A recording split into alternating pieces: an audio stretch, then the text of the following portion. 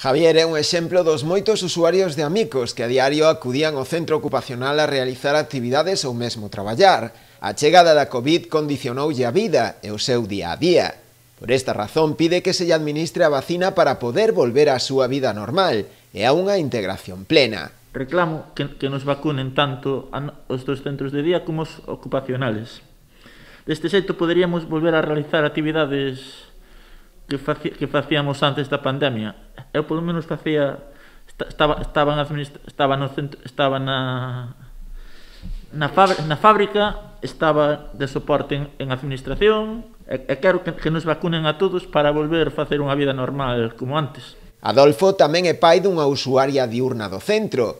El tamén solicita a vacinación para a súa filla, que leva máis dun ano sen poder acudir ás instalacións ou non estar vacinada. Leva todo o ano sin vir ao centro por culpa de non estar vacunado. Eu son de riesgo e a muller igual.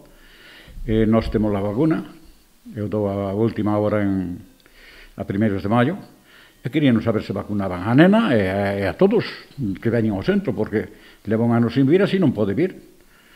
Porque non é plan que vacunen aos internos e dispós os outros que os teñan sin vacunar. Ela está intranquila e ás veces está nerviosa porque é unha nena que ten moitas dificultades, pero sabe o que quere e o que non quere.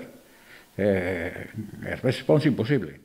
A través dunha recollida de firmas dispoñible na súa propia páxina web www.amicos.es, a entidade solicita que se priorice a vacinación das persoas con discapacidade, dependencia e grandes necesidades de apoio, independentemente da súa idade, e tamén para os seus coidadores principais. Non hai ningún protocolo para estas persoas, como hai para otras personas con otro tipo de patología o si tienen algún tipo de enfermedad asociada, pues sí que hay protocolos de vacunación, pero para personas con discapacidad no hay ningún protocolo, ninguna fecha, no tienen nada. Con esta solicitude únese a campaña de Plena Inclusión España para sumar forzas nesta proclama.